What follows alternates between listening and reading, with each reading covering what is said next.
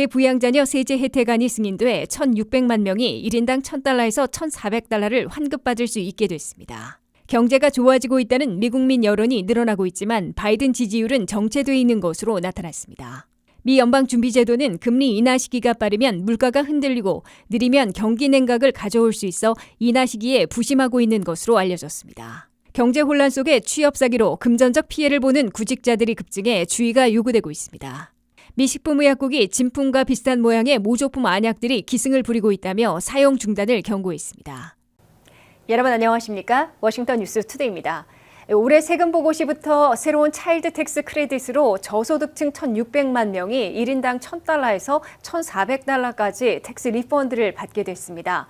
새로운 부양자녀 세제 혜택안은 연방 하원에서 357대 70이라는 압도적 초당적으로 승인돼 상원에서도 60표 이상의 지지로 확정될 것으로 기대되고 있습니다. 새 승인안은 이번에 세금 보고하는 2023년분부터 적용돼 올해 세금 보고 시 새로운 환급 혜택을 받을 수 있게 됐습니다. 안혜린 기자가 보도합니다. 저소득층 가정의 부양 자녀들에 대해 1인당 $1,000에서 $1,400를 환급받는 새로운 차일드 텍스 크레딧 세제 혜택이 가시화되고 있습니다.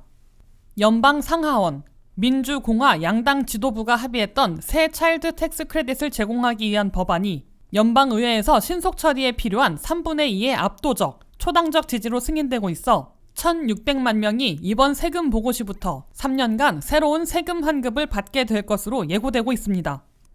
연방 하원은 새 부양자녀 세제 혜택안을 찬성 357대 반대 70이라는 압도적, 초당적 차이로 가결했습니다.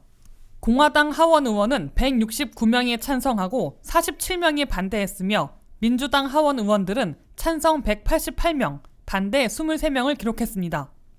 연방 상원에서도 금명간 3분의 2 이상의 지지로 최종 승인하게 될 것으로 보이고 있습니다. 그러면 1월 29일에 이미 시작돼 4월 15일 마감하는 올해 세금 보고 시부터 2023년도분이 적용돼 새 부양자녀 세제 혜택을 받게 되고 2024년과 2025년까지 3년간 적용되게 됩니다. 확정되고 있는 새 부양자녀 세제 혜택안은 현재 가구 소득이 $2,500 이상 있으면 그 가정의 17세 이하 부양자녀들에 대해 1인당 $2,000씩 차일드 텍스 크레딧을 제공하고 있는데 내야 할 세금이 없어도 환급받을 수 있게 규정을 고치고 맥시멈 환급액을 3년에 걸쳐 올리도록 했습니다. 현행 세법으로는 1인당 CTC $2,000에서 $1,600까지 리펀드 받을 수 있도록 규정되어 있는데 이를 2023년에는 $1,800, 2024년에는 $1,900, 2025년에는 $2,000로 조정하게 됩니다. 새 법안이 시행되면 첫 해인 올해에는 가구 소득이 $2,500 이상인 저소득층 가정에서 올 연말까지 17세 생일이 안 되는 부양 자녀들이 1인당 보통 $1,000, 최대 $1,400까지 텍스 리펀, 환급받을 수 있게 됩니다. 저소득층 부양자녀 1,900만 명 가운데 80%인 1,600만 명이 첫 해인 올해부터 새로운 세금 환급을 받게 될 것으로 추산되고 있습니다. 1,600만 명 중에서 40%는 1인당 $1,000 이상을 받게 되고 또 다른 25%는 맥시멈인 $1,400를 환급받게 됩니다. 그보다 가구 소득이 높은 절반은 1인당 평균 $630의 환급을 받을 것으로 계산됐습니다. 최대 리펀드 한도는 2024년에는 $1,900, 2025년에는 $2,000로 오르게 되기 때문에 새 차일드 텍스 크레딧으로 환급받는 대상과 금액이 올라가게 됩니다. 새로운 차일드 텍스 크레딧으로 리펀드가 제공되면 첫 해인 올해 40만 명, 마지막 해인 2025년에는 50만 명의 저소득층 자녀들이 빈곤에서 도움받게 될 것으로 예상되고 있습니다. WKTV 뉴스 안혜린입니다. 미국 경제가 좋아지고 있다는 미국민 여론이 늘어나고 있지만 바이든 지지율은 그대로 정체돼 있는 것으로 나타났습니다. 경제가 좋아지고 있다고 느낀다는 미국민 여론은 지난 연말 30%에서 올 1월 현재 35%로 늘어났지만 바이든 대통령 지지율은 38%, 바이든 경제 지지율은 35%에 머물러 있습니다. 미국 경제가 예상을 뛰어넘는 호조를 지속하자 미국민들도 마침내 경제가 나아지고 있다고 느끼기 시작한 것으로 나타나 재선전에 나서 있는 조 바이든 대통령에게는 아직 큰 도움이 되지 못하고 있다고 AP통신이 보도했습니다. AP통신의 여론조사 결과 경제 사정이 나아지고 있다고 느끼기 시작했다는 미국민 여론은 올 1월 현재 35%로 지난해 말 30%에서 5%포인트 늘어났습니다. 특히 2023년 1월에 24%에 비하면 10%포인트 이상 급등한 것입니다. 그러나 체감 경기가 나아지고 있다는 여론은 민주당만 높고 공화당은 낮은 당파적인 격차를 여전히 보이고 있습니다. 경제가 나아지고 있다는 여론 가운데 민주당원들은 58%나 되는 반면 공화당원들은 15%에 불과했습니다. 공화당원들은 그나마 지난해 내내 고작 8%에 그쳤다가 약 2배 늘어난 것이지만 민주당원들과 큰 체감 경기의 차이를 보이고 있습니다.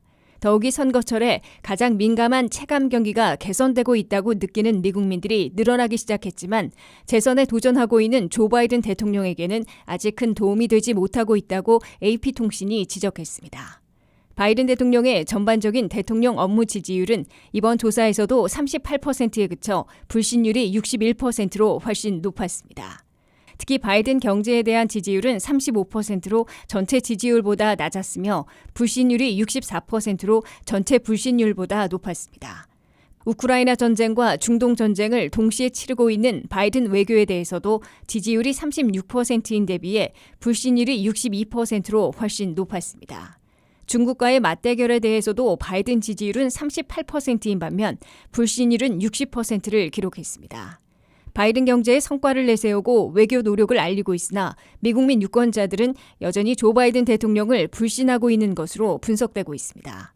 바이든 팀은 다만 11월 선거 때까지 아직 시간이 남아있어 미국 경제가 나아지고 있다고 느끼는 유권자들이 더 많이 늘어나고 불경기 없는 물가 잡기에 성공하는 연착륙하는 데 이어 기준금리 인하에 따른 주택 모기지와 신용카드 이자율 하락으로 가계 생활이 나아지면 좀 더 유리해질 것으로 기대하고 있습니다. 미국이 3월까지는 동결하고 5월 이후 기준금리를 내리기 시작하는 시기를 결정하는 데 부심하고 있는 것으로 보입니다. 선거철과 맞물려 어려움이 배가 되고 있는 금리 인하 시기에 대해 너무 빨리 시작하면 물가가 다시 흔들리고 너무 느리게 하면 실업률 등 경기 냉각 위험이 생기기 때문인 것으로 월스트리트 저널은 지적했습니다. 한면태 기자가 보도합니다.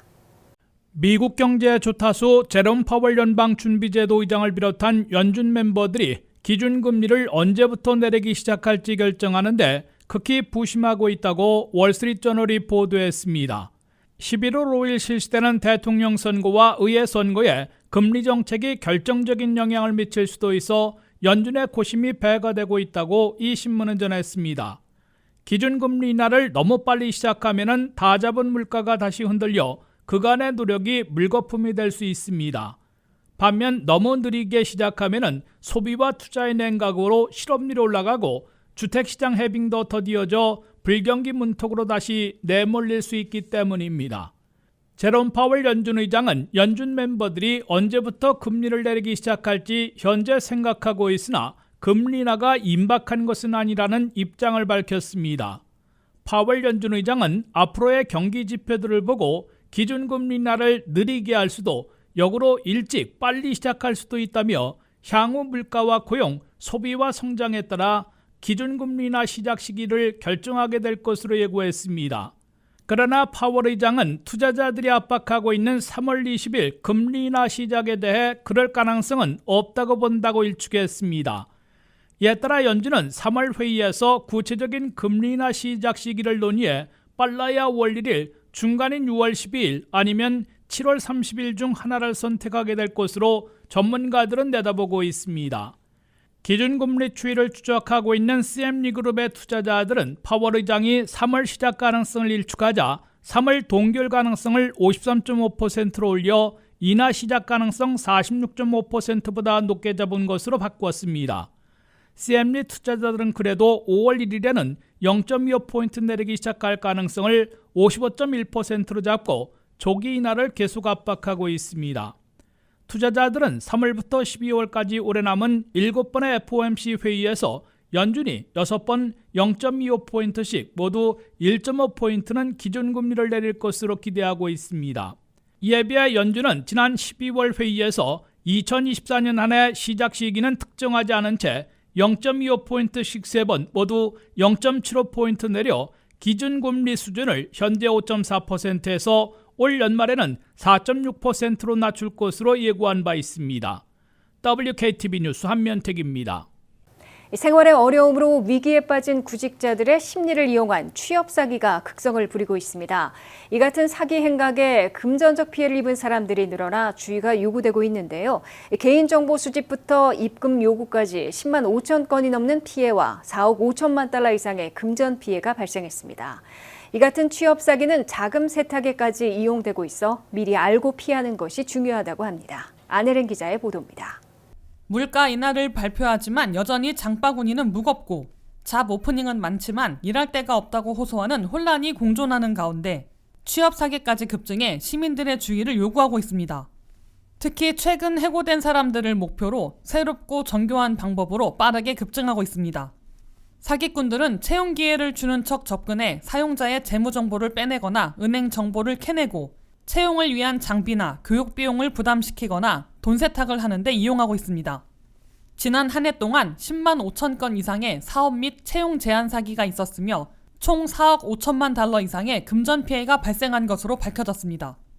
지난 5년간 5배 이상 증가한 수치입니다.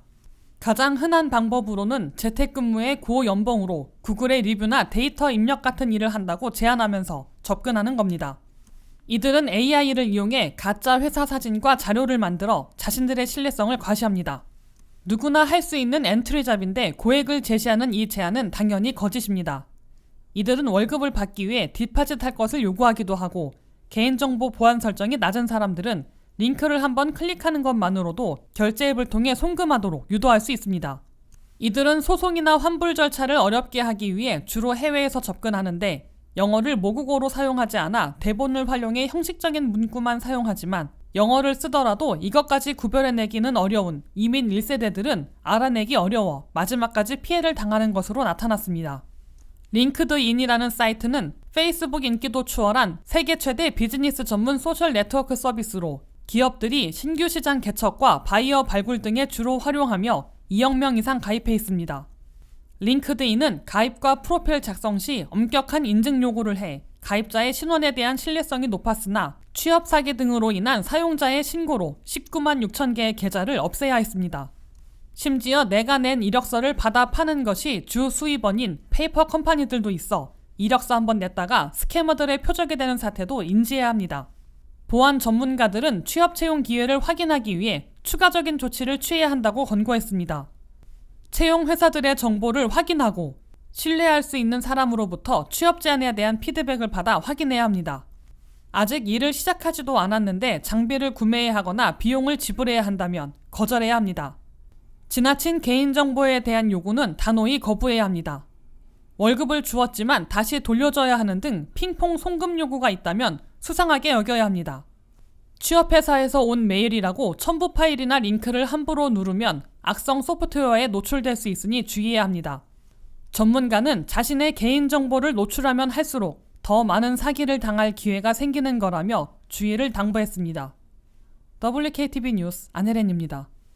미 식품의약국이 심각한 감염 사태를 일으키고 있는 안약들을 대거 리콜한 데 이어 이번에는 진품과 비슷한 모양의 모조품 안약들이 기승을 부리고 있다며 사용 중단을 경고했습니다.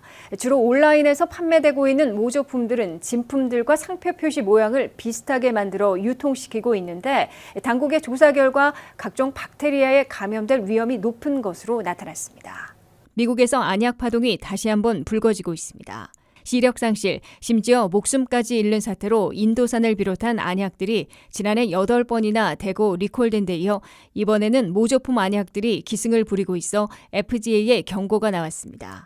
FDA 미 식품의약국은 주로 온라인으로 판매하고 있는 모조품 안약들이 각종 박테리아에 감염되는 것은 물론 항생제에도 내성이 있어 치료하기 어려운 감염까지 일으키고 있다며 사용 중지를 강력히 경고했습니다. FDA가 사용 중지를 경고한 모조품 안약들은 사우스문, 리브라이트, 피부고 등에서 제조해 판매하는 안약이 대표적으로 꼽혔습니다. 사우스문의 안약은 진품으로 약국에서 판매되고 있는 루미파이와 혼동을 일으킬 정도로 비슷한 모양으로 만들어져 모조품으로 지목받았습니다. 루미파이는 눈 충혈을 완화해주는 안약으로 FDA의 승인을 받아 약국에서 처방 없이 판매해 널리 이용되고 있는 진품입니다. 두 안약들은 이름만 다를 뿐 상표 표기의 방식과 색깔, 용기 모양 등이 거의 같아 혼동을 일으킬 수 있는 것으로 나타났습니다. FDA는 특히 사우스문의 모조품 안약을 온라인으로 구입해 검사한 결과 항생제에도 내성이 있어 잘 치료되지 않는 복합체 박테리아에 감염될 위험이 높은 것으로 나타났다고 발표했습니다. 리브라이트 모조품 안약은 감염되지는 않았으나 비슷한 위험이 있다고 판단해 사용 중지를 강력 권고한다고 FDA는 밝혔습니다. FDA는 모조품 안약을 사용하면 눈의 돌기나 통증, 감염을 일으킬 위험이 높다고 경고했습니다. 이들 모조품에는 이와 함께 진품인 루미파이에 들어있는 핵심 재료들이 태부족한 상태인 것으로 나타났다고 FDA는 지적했습니다. 미국에서는 지난해 안약들이 심각한 감염 사태를 일으켜 대량 리콜되는 파동을 겪었습니다. 지난해에만 11월을 비롯해 1년간 8번이나 28종의 안약들이 대량 리콜됐습니다. 미국에서는 지난 한 해 인도산을 비롯한 주로 외국산 안약들을 사용했다가 수십 명이 시력을 상실하고 4명은 목숨까지 잃는 비극이 신고된 바 있습니다. FDA는 안약에서 모조품까지 기승을 부리고 주로 온라인으로 판매되고 있는 만큼 널리 알려진 상품의 진품 안약들을 유명 약국들에서 직접 구입해 사용해야 한다고 강력 권고하고 있습니다. 이상으로 워싱턴 뉴스투데이를 마치겠습니다. 시청해주신 여러분 고맙습니다.